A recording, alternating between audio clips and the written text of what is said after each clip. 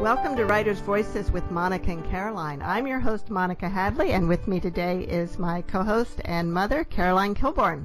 Hi, Mom. And hi. Nice day again here. Oh, it's a beautiful day. It's a beautiful day. This is the few days of autumn that we live for. Yeah, that's exactly right. Exactly right. So we have a really interesting book today we do. Yeah, I think people who've listened to us before know that we both love historical fiction, and World War II era fiction in particular. And right. So, and I think we're not the only ones. There's something about that era that really, it was a time when, you look back on it and you think, what would I have done if I had lived through that? Would I have been brave? Would I have stood up? And right. I think that's partly why it's such an attractive time for us. Of course, I did grow up during the Second World War. I was born in 1935, and so I was a kid. But we had some things. We couldn't buy candy bars anymore because they were sending them all overseas, and to the troops. So it was interesting. There was interesting things. Yeah. Of course, we never had the horrific things that these people had in Europe. But right. So why don't you introduce our guest today, Mom? Okay, our guest today is Ellen Keyes, and she has written a book called The Dutch Wife. And Ellen is a Canadian writer and graduate of the University of British Columbia's MFA program in creative writing. Her work has appeared in publications such as The New Quarterly and The Globe and Mail, and she has received the Anton Fiction Prize and the James Patrick Follansbee Memorial Scholarship in creative writing. And she lives in Amsterdam. The Dutch Wife is her first novel, and it's a good one. It's a page turner. And this is a novel that really explores the emotional side of some of the terrible things that happened there, without being too distressing. Because some people don't like to read about they don't like to read about all the bad stuff, and it's not that we're ignoring that in this book, but you see the it's uplifting. It's still uplifting, I feel. Yeah, the bad stuff is not the main focus. Ellen, welcome to Writers' Voices. Thank you to the two of you so much for having me. And you're calling us today from the Netherlands. And yes. Was your book first published in Europe, or was it published originally in the U.S.? It first came out in Canada at the end of April, and it came out in the Netherlands and in the Czech Republic over the summer, and then it came out in the U.S. in the beginning of September. And did you write it originally in English or in Dutch or some other language? Well, no, I definitely wrote it in English. I'm fluent in Dutch, but I don't think I would dare to try writing fiction in a second language. I definitely don't have that kind of mastery of it. And so when it's published over there, like in the Czech Republic, is it translated or is it published in English there? Yeah, it's been translated into both Czech and Dutch, which has been a really interesting experience to have your work translated. And of course, I can read the Dutch edition of it, but I have no idea whatsoever how the Czech edition sounds. Oh, we'll talk a little more about that later, about what that process is like if you're involved in the translation process at all. But first, let's just talk about, give us a little feel for what the book is about, and where the idea for this story came from. Right. Well, as you mentioned, The Dutch Wife is my first novel, and it's set during World War II. It opens in May 1943 in Amsterdam. And the main character is a Dutch woman in the resistance, Marijke de Graaf. And she and her husband are arrested after they're caught helping some Jews and making crystal radios for people to listen to undercover. And they are actually deported from their homes in Amsterdam to separate concentration camps in Germany. And in Marijke's effort to try to find her husband again, she faces a really terrible choice, even by concentration camp standards. She has the option of being potentially rerouted to the camp that she knows her husband is at if she would volunteer to join a camp brothel. And so that's the main part of the story, takes off from there, and the novel focuses on three different storylines, for three different perspectives. That of Marijke, the perspective of an SS officer who is one of the higher ranked officers at Buchenwald concentration camp, where she ends up. And then the third part of the story actually takes place in a completely different time and space in Argentina in the 1970s, and it follows the storyline of a young university student, Luciano Wagner, and he is arrested and imprisoned for joining in some student protests against the military junta that was ruling at the time. Now that was interesting to me, and that it was, not only in difference in time, but difference in place. And was that because there were Nazi officials that were able to immigrate to Argentina? Is that the connection? Or? Well, definitely. I was really interested. I spent quite a bit of time traveling through South America, and I was very struck when visiting Argentina how there were certain places that had such a European, especially a German feel to it. It kind of felt like I was in the Alps, and the more I looked into it, the more I found out about this history, about how there were connections both before and during and after World War II with Nazi Germany. And I was really interested in how the country both had a lot of Jewish people that they took in, but also a lot of people who were fleeing persecution for their crimes in World War II. Okay. Do you feel that the presence of those former Nazis in Argentina was part of why there was this kind of tendency towards authoritarianism in Argentina in the 70s and even in more recent years?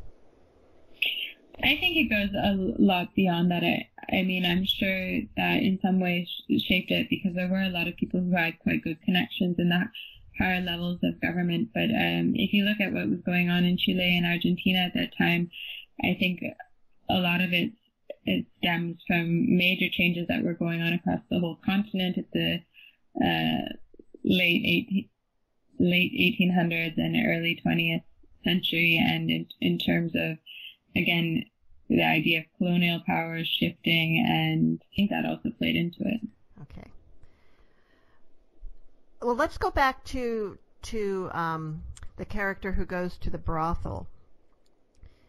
And she was working in the brothel, a brothel for the inmates of the prison. Did those actually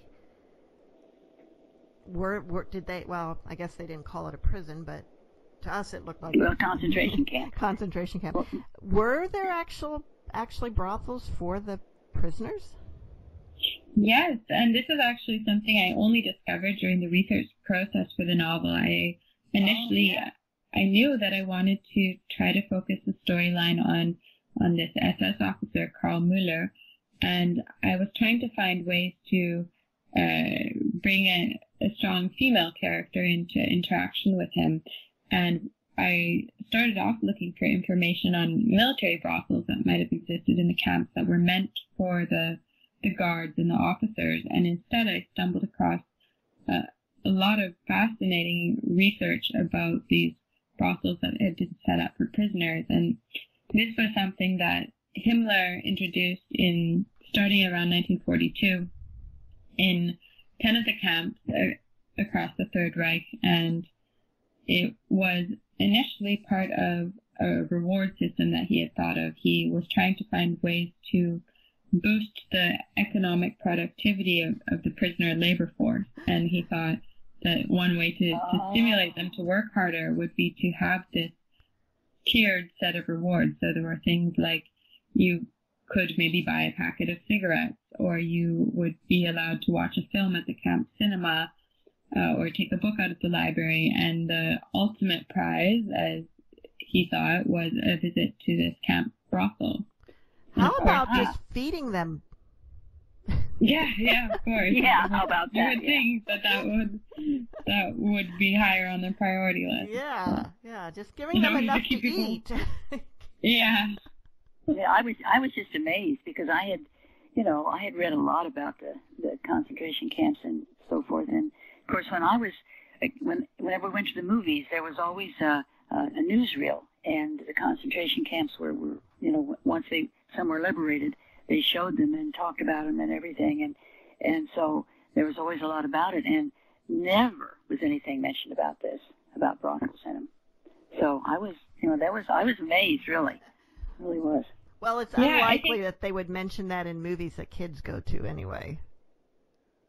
But I think either way, it's something that hasn't really come out very much at all, and only research in recent years. One German historian in particular has been doing a lot of work on it. But I think part of it is that there must have been a lot of stigma attached to this. And it's not that it was a huge percentage of the population who were involved in it. There were a couple hundred of girls who were involved over the course of the war. But, of course, coming out of the war, I think a lot of these women, I imagine that they would have been quite ashamed of what they had gone through, especially if in some way had been some sort of choice, albeit a very forced choice, in a way a choice between life and death.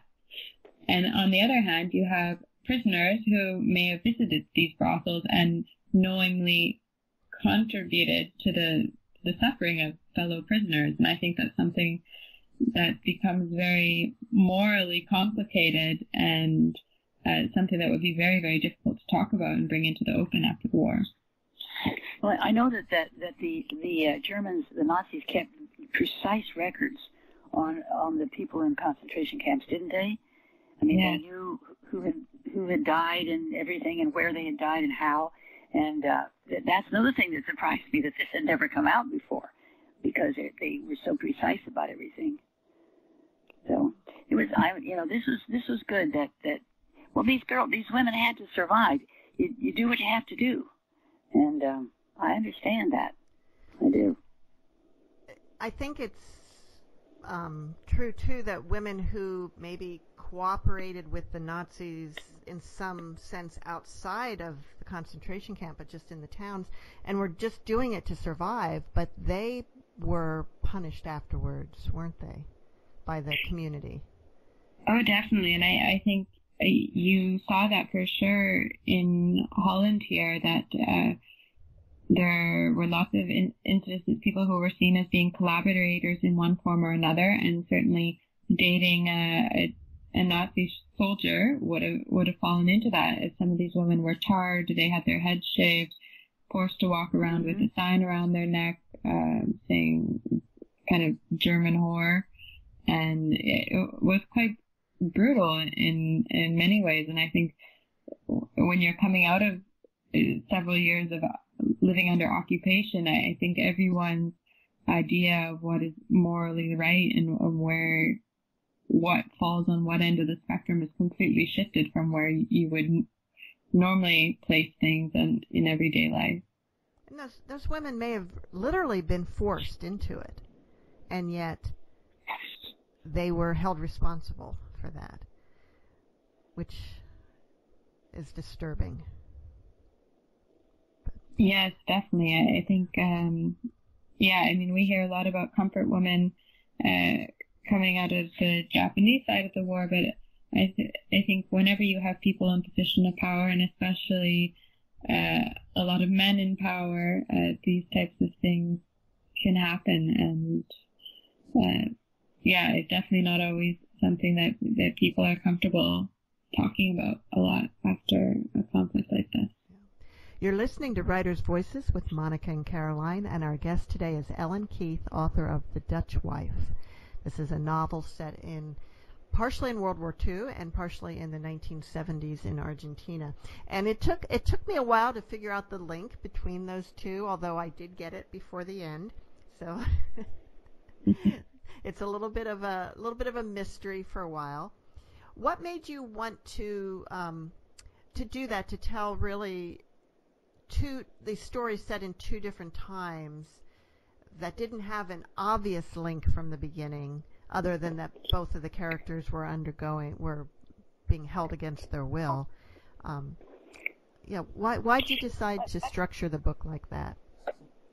Well, I'll start by telling you the reason that I had on a broader scale, which was, as I said, when I visited Argentina, I was really struck by all these connections with Nazi Germany, and just in general how much Buenos Aires really felt to me like being in a European city.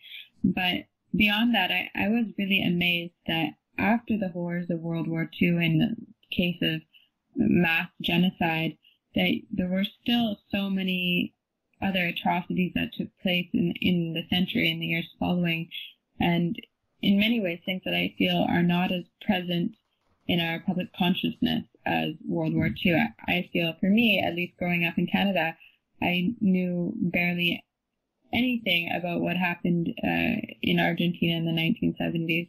And it was really only when I visited South America that I found out a little bit more. And I remember being there my first week and seeing every Thursday afternoon there are these mothers and grandmothers who march around the Plaza de Mayo, the main square in front of the presidential palace in Buenos Aires, and they are carrying photographs and signs demanding answers about their missing sons, daughters, and grandchildren who have been missing since the late 1970s or early 80s. And I was so moved by that when I saw it, and I started to learn more and more just how many parallels there were between what happened to these 30,000 people who disappeared under that military regime in Argentina, and in comparison to the way people were treated in concentration camps in Germany. I mean, obviously it's a different scale, but there were still a lot of overlap I saw, such as, for example, the way high-ranked SS officers would be living in villas right next to the camps with their families and maybe their dogs. And in this book, you see that the naval officers are living just a floor away from all the prisoners in my book, and that's how it was in some of these hidden prisons. So I just really wanted to try to illustrate some of these parallels and just what humans are capable of. Yes, that's right. We don't realize what humans are capable of, do we? We're, in America, I don't think I ever heard about Argentina in the 70s. I don't think I ever heard about it. Wow. So now, another thing that was interesting in the Nazi concentration camps, they had, like you said, they had the brothels, they had cinemas, they had zoos. Yes, that was interesting to me too. What was the purpose of the zoo? Well, this was an unusual case. This was just in Buchenwald in particular, as far as I know, and it was because the first camp commander, his wife, so this is before my novel would have opened, his wife he built the zoo in a way to have something to keep the families entertained, the families of these SS officers, and in particular his wife. And so there are old photographs of these families wandering through the zoo, and it's literally right next to the prisoners' camp. You can see the barbed wire just a few meters away, but I think maybe at the time there was a bit more tree growth. But yeah, there was a bear pit, there were monkeys. It's very shocking sometimes how much daily life carried on right next to the brutal things that were happening in some of these in all of these concentration camps. There's a movie, the Zookeeper's Wife. Is that part of that? Do you think that whole thing?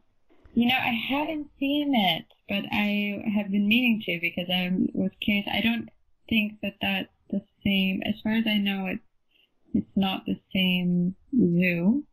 Okay. No, it was in, I think that's set in like Poland or one of those countries, and it was an actual, a zoo that existed, and then when the Nazis came in, they sort of took it over, and the zookeeper and his wife were helping. They were helping refugees and helping them get out. Yeah. Okay. I don't remember exactly how, but it had something to do with being able, getting food for the animals and so forth, that they could hide people in the grain sacks or something like that. I mean, you talk about, what humans are capable of, but it's both, these books, and this is another reason I think why this era is why we're so drawn to stories about it.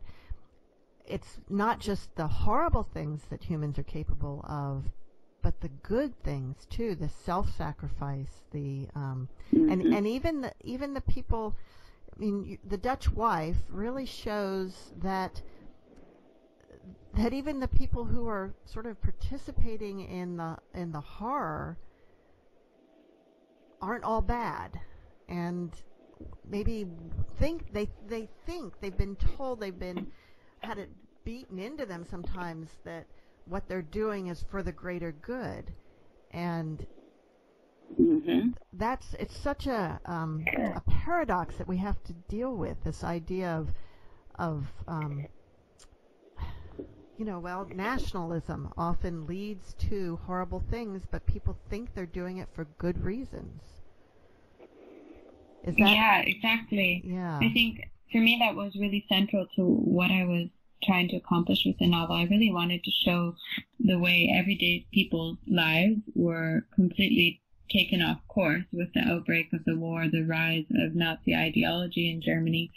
And so on the one hand, I have Marijke, who's just a regular Dutch citizen who becomes involved in the resistance.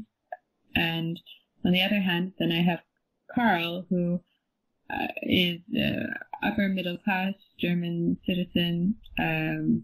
He starts out with not very many political aspirations or anything, but he's swept up in this idea of nationalism and this idea that Nazism represents a high culture, a return to high culture and the preservation of Western ideals. And I really wanted to try to get into his head and see what, for me, I think I have a good sense of what people in North America, what Western Europeans were thinking during the war, how they were feeling, what they were telling themselves about Nazi ideology. But what about someone who was right in the midst of it, who was seeing it from a very nationalistic point of view? So tell us a little bit about why, you talked about Argentina and so forth, but there was some family history that inspired you to write this as well. Yeah, so it's quite loose connections, but for me, I've always had a very strong interest in World War II history. My grandmother, she was also born in 1935 and she grew up in the Netherlands, and she was still quite young when the war ended, but that final year, 1944 to 1945, is known in the Netherlands as the Hunger Winter, and it was really when people were down to the last scraps of food they could find. She was pretty much living off turnips and tulip bulbs, and her brother actually died during the war at age 20, because at this time the Nazis were calling up all able-bodied Dutch men to go do forced labor in Germany, because they were quite struggling in the war at this time to keep up with all the demands of wartime production. And he wanted to stay and be there and support his family, and ended up going into hiding and got diphtheria while he was in hiding, and there was nothing they could do because they knew if they called a doctor, then they would expose the fact that he was in hiding. So for me, that kind of just little things like that, and I have on my non-Dutch side, my father's side, relatives who were in the fighting, a great uncle who was in the Royal Air Force and died in combat. And so for me, I was just really curious by how people's lives could be completely uprooted by the war and by politics that weren't even their own country's politics, and what kind of decisions they would make to get themselves through it. You're listening to Writers' Voices with Monica and Caroline, and our guest today is Ellen Keith, author of The Dutch Wife. Ellen, would you like to read a little bit from the novel? Yeah, I would be happy to. Great. So I will read you a section from just the first chapter of the novel, and just as a little bit of background, it is right after Marijke and her husband have been captured, and they've just been separated and sent to these separate concentration camps in Germany. And Marijke is at Ravensbrück, which is a women's camp, and she's been there several weeks already. My chance came on a cool morning near the end of June. At 4 o'clock, the reveille sirens woke us. An SS officer with a clipboard walked down the rows with a female guard. With a cleft chin and sagging neck, he appeared even older than my father, the type of man I'd expect to see bundled up by the fireplace in a cafe back in Amsterdam, smoking a pipe and complaining about the persistent rain. Whenever this officer passed a woman with light hair and fair skin, he stopped to look her up and down. Some he pulled aside. When he got to me, he asked where I was from, and when I told him, he reached out to cut my breast. Good shape, he remarked. He noted my number on his clipboard and ordered me to join the others. Attractive girls, all of them. Despite their pale, bruised skin, they looked younger and healthier than the rest of the inmates. We huddled together but broke into rows of 5 as the officer approached. I pinched my cheeks to draw out some color into them. How many times had I seen it before? Women pulled out of the line, never to return. He surveyed us with a wry smile. Consider yourselves lucky. I'm going to offer you a rare opportunity, a chance to serve the Führer, to help promote the efficiency and operations of camps across the Third Reich. Strip, he ordered. At that, I unbuttoned my shift. Goose pimples flared across my chest as it fell at my feet. Some women tried to cover themselves, but I knew well enough to keep my hands at my sides. The officers circled us, removing a shadow of a girl with a spine that struck out like a string of beads, and 2 women with misshapen breasts. He ordered them back to the work commandos before returning to position in front of us. I want 16 volunteers to service the prisoners at our new bordellos. We need some ripe, willing young women. It took me a moment to understand what he meant. My skin started to prickle, bringing flashes of an Amsterdam alley, low necklines and tawdry earrings, drunken soldiers stumbling out of doorways, smears of cherry lipstick on their chins. Through the Führer's generosity, you'll receive fresh food and a quarter of your earnings, and you'll be released from the camp after 6 months of service. He grinned, letting that remark dangle. I touched my hand to my side, yearning for the reassuring weight of my wedding band, which the Nazis had confiscated upon my arrival. A pain hit my stomach, as if someone had reached in and pressed down on my gut. 6 months. Could it be? The girls around me shifted their weight. Perhaps their own stomachs were growling, their minds clouding with visions of hot dinners, of comfortable trains with dining cars headed away from Germany. Who is willing to service the Reich? He asked. At first, nobody moved. Eyes remained cast to the ground. The only sounds were the distant steps of marching prisoners. Think about it, he said, quarters with proper beds and hot running water. A crow cawed, drawing my gaze upward. The bird sailed high above the compound, a dark speck against a dark sky. It swept past us, beyond the electrified confines of the camp, and disappeared. A girl stepped forward. A green delinquent triangle marked the uniform at her feet. Her hair was the color of butter, and she wore a certain confidence, like she'd spent years weaving her way up through the German underworld. I wondered what had brought her here, if she'd been accused of theft or maybe assault. The officer nodded and turned to us. One by one, girls hesitantly offered themselves. Some looked as young as 20, others 26 or 27. Only 2 had brown hair. The rest were textbook Aryans. The officer rapped a pen against his clipboard in impatience. If no one else volunteers, I'll select someone. Hunger scraped at my insides. I pictured a plate of fresh fruit and even a slice of meat. Imagined being granted my freedom. But I considered that the officer might be lying. He watched us without any emotion. Yet if he'd wanted to, he could have driven into camp and carted us all away without a word of explanation. 2 days earlier, on the way to the factory, I'd passed a group of women digging ditches, the roughest work of all. One stood knee-deep in water and mud, wincing as she heaved the shovel over her shoulder. She'd rolled up her sleeves to reveal a fierce rash, a clear sign of typhus. In a few days, she would be dead, her body fed to the greedy fires of the crematorium. A heated room, a hot shower, away from the scourge of lice and vermin, a chance to maybe feel human again. Where are you sending them, sir? The woman beside me shook as if she couldn't believe she dared speak up. Without a glance in her direction, he swatted away the question. To my men's camp, Buchenwald. That name, one that had taken seed in the transit camp at Cook as I spotted Teo's back retreating into the cattle car. A rumor passed on in whispers as we wives and mothers, sisters and daughters, watched through our tears, watched our very purpose for living disappear down the rails.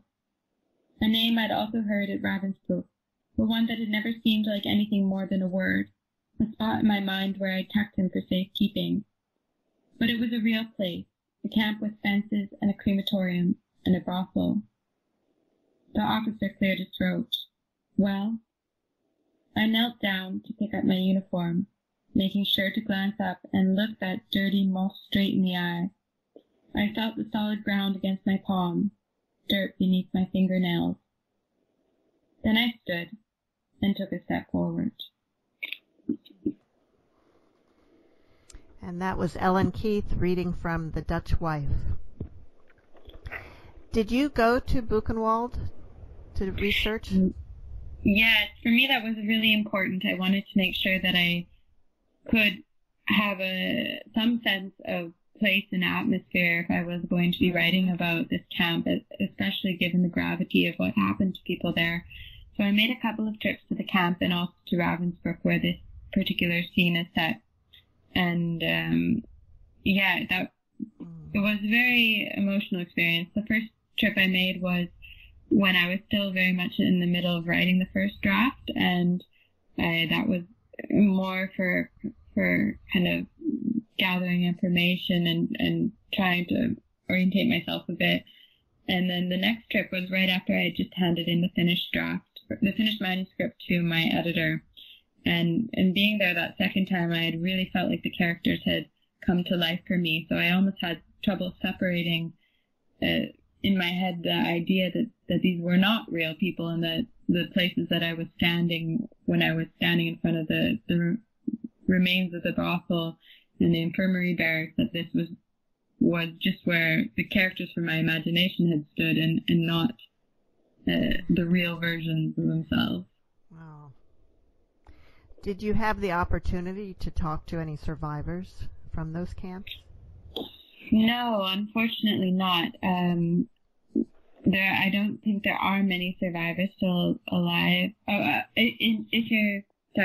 did speak to a survivor from the camp, from Buchenwald, yes. But not from the brothel specifically. I think that's what you're asking. Yeah. So Yeah, the first time I went there happened to be on the anniversary of the liberation of the camp. So there was a big ceremony, and a number of survivors of the camp were in attendance, and one in particular was a Canadian prisoner of war who had been in the Air Force, and a number of these, there was a group of Royal Air Force pilot crew who were taken as prisoners of war and sent to Buchenwald. And it was a sort of this one-time thing that was rather unusual for prisoners of war to be sent to a full concentration camp. So I had a very moving chat with this man. You know, I just read somewhere that most of the high school students in the United States know nothing about Auschwitz or any of that. Really? Yeah, I couldn't believe it. I mean, of all things that, you know, we have to teach us about some of the things of the past, that, because they say if we don't know our past, we're doomed to repeat it. And of course, sometimes we do it anyway. We repeat it anyway, but at least we could, you know. Yeah. Well, Yeah, exactly. The Jews were scapegoats for Germany's unhappiness, correct? Yeah, definitely. And, you know, for me, that goes back to why I wanted to explore a little bit of what happened in Argentina in this novel as well, because of the idea of history repeating itself, and the fact that we would allow things of this scale, this type of brutality to happen again. And there's still conflicts going on today where, you know, cases of genocide, and I do wonder what it takes for us to actually overcome this and fully learn from our mistakes and prevent these things from happening in the future. Indeed. So, Ellen, how long did you work on this novel? Well, from the time that I first came up with initial idea to the time that it appeared in book form was just over 3 years. I spent a year writing the first draft, and then everything after that was in revisions, and then eventually working with an editor. That's pretty fast, actually, I would say. Now, I know this is your first published novel. Is it the first novel that you wrote? It's the first one I wrote more than 30 pages of. It's the fourth novel that I started, and the other ones were throughout, elementary school and in high school. And this novel, actually, the reason I wrote it so quickly was because it was my master's thesis. As mentioned when you're introducing me, that I did a Master of Fine Arts in Creative Writing, and so this novel in manuscript form was my thesis for that program, and that forced me to really focus on it and work on it in a much more dedicated way than I think I would have if I hadn't been doing that program. What was the inspiration for you to do the Masters in Creative Writing? Well, I think, again, it comes down to that question of work ethic, and I know that I am quite a procrastinator, and I really wanted to make sure that, you know, if I say I want to write a historical fiction novel, that I actually would follow it through. And I think for me, one of the most difficult parts of writing a novel is just having the stamina to see it through from start to finish, and the sheer amount of time it takes to come up with a whole draft. And I knew that I work really well with deadlines, and I wanted to have some sort of structure imposed. But I think beyond that, I really saw the value in learning more about writing as a craft and trying to treat it like a profession, even when that was far from reality at the time. And I wanted to, the more serious I took it and the more I looked at it as something that I could learn and improve on and really focus on building skills, then I thought the better chance I had of actually publishing a book one day. I was going to say, most people who come out of a Master's in Fine Art program don't come out with a book a publishable novel immediately. I mean, a few do, but a lot of people don't. Was there, were you just lucky, or was there something that you did that increased your chances? Well, I was very fortunate in that the manuscript won a competition that was put on by HarperCollins Canada and my university in collaboration also with a literary agency. So my manuscript won this competition, and then as a result, I was awarded agent representation and a publishing deal in one. So I skipped a huge amount of the normal journey that you go through when trying to find a publisher. But on top of that, I think I was very focused while writing, and I really was open to making major changes. Between the first draft that my thesis supervisor saw and in the second draft, I cut 40% of the plot of the novel, and which equated to 150 pages and 6 months of work. So I think if I hadn't been open to that kind of criticism and willing to make those kind of changes, which I don't know that I would have done very easily if it wasn't in the context of a master's program, I think I would have been stuck for a long time, and it would have been hard for me to move forward into a more polished draft. Wow, that must have been really hard, though, to cut all of that out. And was it a plot that was sort of, or a plot thread that was interspersed throughout everything else? Yes, actually. So you had asked the question earlier had come up about the connection and how it's revealed, the connection between the Argentina section and the World War II section, and that was actually where the cutting took place. There was a lot more in Argentina, a lot more of what happens to Carl and Mareike after the war in the 1970s. So you saw two full storylines from their perspectives in the 1970s, and those were the two storylines that I cut. Oh, wow. Well, you could write another novel about that. I do still have all the material, yeah. And I think that would be interesting. I'd like to read that. Now, yeah, it was go ahead. Oh, it was a big shift. I was initially really focusing on kind of what happens after the war, and whether you're a perpetrator or a victim, what kind of trauma are you trying to process, and how does that affect you later in your life? And that was really interesting to me, but the novel had just grown, and it couldn't hold all of the story that I wanted to fill it with. Mm-hmm. Oh, I can understand that, yeah. Now, Ellen, on your website, you talk about that you traveled around the world for about 10 months, and that's when you went to Argentina, and then you ended up in Europe and moved to Holland. Was that all after you wrote the book?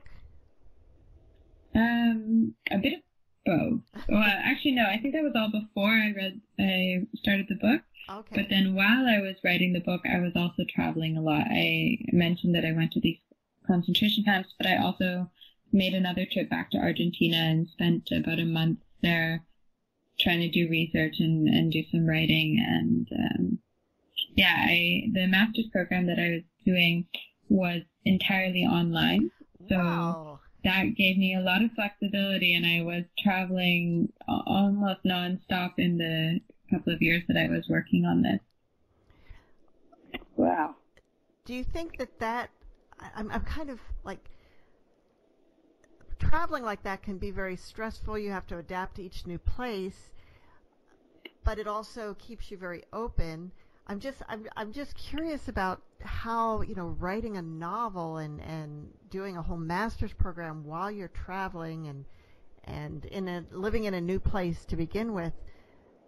It just seems like a lot.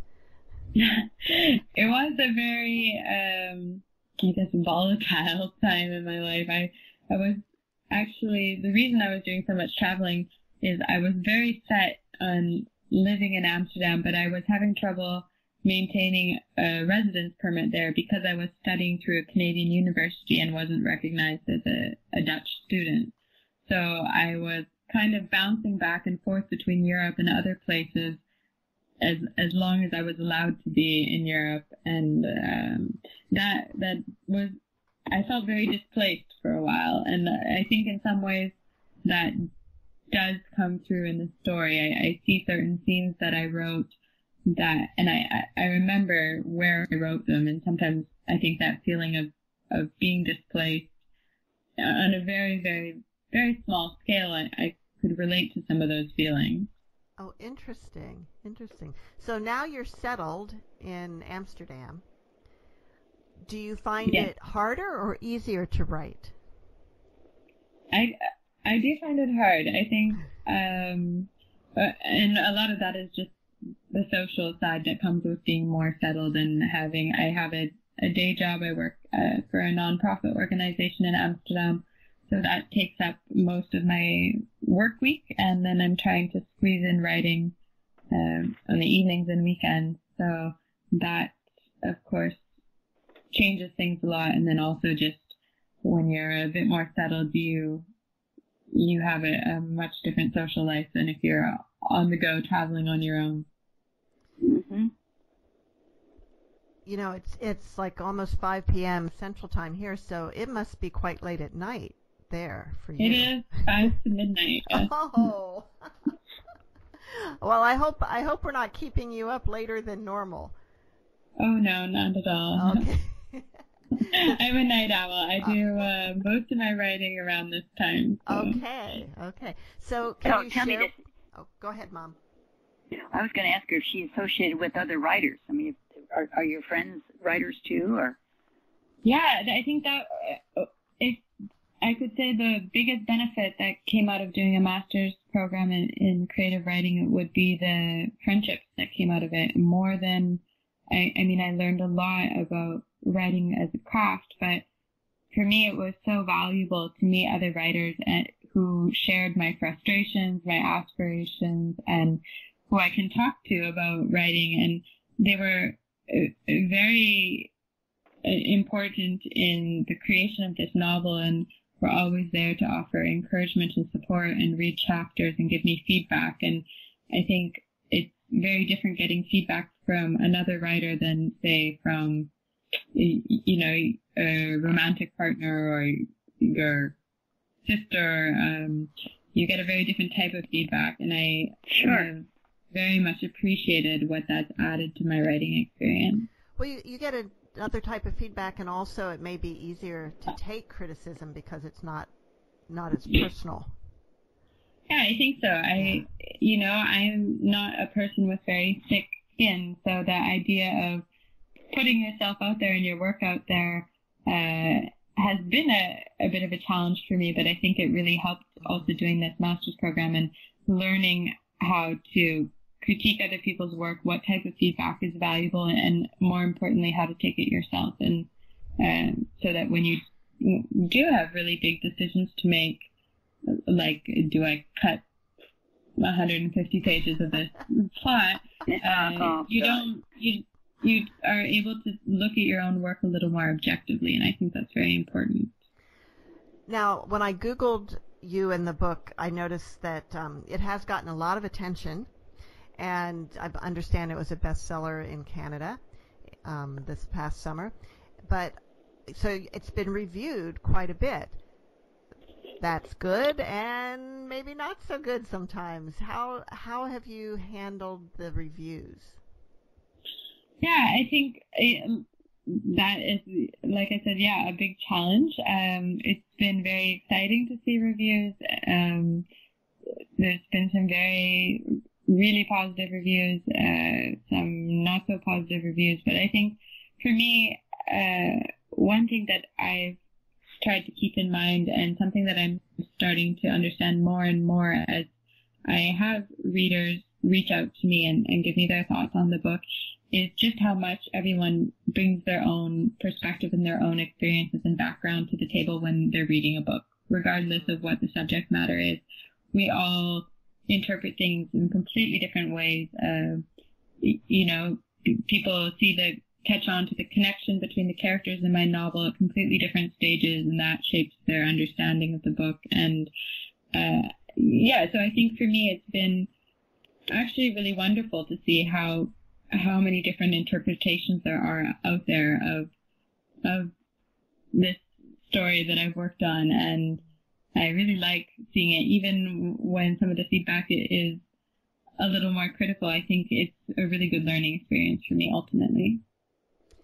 You're listening to Writers' Voices with Monica and Caroline, and our guest today is Ellen Keith, author of The Dutch Wife. Ellen, can you share with us what you're writing next? Well, I'm very much in the early stages. I'm trying to outline a novel right now, another historical fiction novel, but I think it will be set hopefully in New York City in the 1950s. I'm still trying to work out the details, so I can't say too much yet at this stage, but I'm trying to get a big shift. I still love historical fiction. I love kind of that era, but I do want to write something a little lighter for this next novel. Now, with The Dutch Wife, did you start with the kind of the themes and the locations and then build the characters around that, or did you start with character? A bit of both. Actually, I found a notebook recently that had the line that sparked the idea for the novel, and the line was initially for a short story, and it was an SS officer escapes to Argentina and becomes a big tango star later in his life, which is not how the novel plays out with it. But I did really love the idea of tying World War II and tango in Argentina into the story initially. So that was where it started, was really with the character of an SS officer. And I thought, I know I'd like to do something with Argentina. Where do I go from here? Wow. It was really interesting the way you were able to do that, to thing, the whole thing interwoven together, because, it was such how many years in time? 20 years? And, so that was great. It really was. More longer than that. Yeah. Do you know how the story was going to play out when you started writing? Yeah. Well, I am one of those people, as I said before, I liked the structure that having these deadlines for my master's imposed on me. So I kind of approached writing it in the same way, in that I wrote a very detailed outline before I started. Of course, things changed. That outline included those 2 plot lines that are no longer in the novel. So I knew where I was headed, but I tried to go in that direction with a very flexible, open mind. What was one of the biggest surprises that showed up for you while writing? I think really it was the whole idea of these prisoner brothels. For me, that was never meant to be central to the novel. I really initially was planning to focus more on the life of Karl Müller, the SS officer, but once I learned more about these prisoners' brothels, that aspect of the novel kind of came into its own and took center stage. I think Marika's voice really spoke to me and began to outshine the others in a way. So that's how it became The Dutch Wife, as being the central focus, and that was something I wouldn't have expected at all going into it. Was it hard to decide on a title? Even though the focus became more about her, was the title obvious to you, or did that take some thought? Actually, the title was something that my publisher suggested. I initially had a title that was very symbolic, but very dark in a more of a Stephen King kind of way. I initially sent in the manuscript titled Blood Road, which is the name of the road that leads into Buchenwald, the camp, and it's called that because a lot of prisoners died while building it, and for me it was kind of symbolic of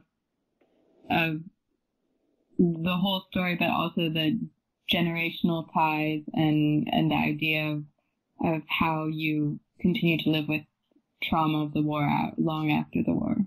Wow. But yeah, that was not quite the title for this one. I think it screamed horror novel or thriller in a much more of a way than the novel actually is. Well, that's a good point. So, you talked about how winning the contest through the university, through the master's program, got you the agent and the publishing contract. How was, you had done a lot of work, obviously, editing with in the program, in the MFA program, but did the editor for HarperCollins then was there even another editing process that you went through with them? Yeah, so there was. We didn't do a lot of big changes after the manuscript won the competition and I started working with an editor at HarperCollins, but it was more trying to enhance some of the character development and try to look a little more carefully at the connection between the Argentina storyline and the World War II storyline and look at what kind of clues I needed to drop in along the way. And so that was a really interesting process. I think I studied history during my undergraduate degree, so I was ready to keep going on for 2 years, getting immersed in the historical research and adding detail after detail. So it was good for me to have someone there who really had kind of the oversight and could make the judgment call of when it was ready. That is a hard thing to decide. When is it good enough to release? Yeah, and I think from what I know from the other writers and other types of artists that I've spoken to, I think you never feel that your own work is completely ready, but there comes a point where you're just, sitting there changing one word on a page here or there, back and forth, tiny insignificant word choices, and then that's when you're realizing, okay, what am I really contributing, enhancing the story anymore? Yeah, and if you show it to someone new, they're always going to have like suggestions that maybe were things that you changed already to, because someone else had suggested something else, and you can get caught up with taking, like, having too many cooks in the making the soup too. So it sounds like you were able to avoid that. Oh yeah, but that's true, and it goes back to the idea of everyone bringing their own experiences to the table when they read a book. So one person will have a completely different opinion on where the story should go from someone else. Absolutely. Well, this has been really enjoyable, and I found The Dutch Wife to be in very intriguing book, a very good story. I wanted to know how it was going to end, and and we're about out of time. My outtake is kind of long today, but it's very important, I think, that we hear it. So Mom always gives us some final words at the end. Okay. Yeah. This was a piece of paper found on the body of a dead child at the Ravensbrück concentration camp. O Lord, remember not only the men and women of goodwill, but also those of ill will. But do not remember all the suffering they have inflicted on us. Remember instead the fruits that we have brought, thanks to our suffering, our comradeship, our loyalty, our humility, our courage, our generosity, the greatness of heart which has grown out of all this. And when those who have inflicted suffering on us come to judgment, let all the fruits which we have borne be their forgiveness. Wow, very powerful words. Thank you for sharing that. And see you all next week on Writer's Voices.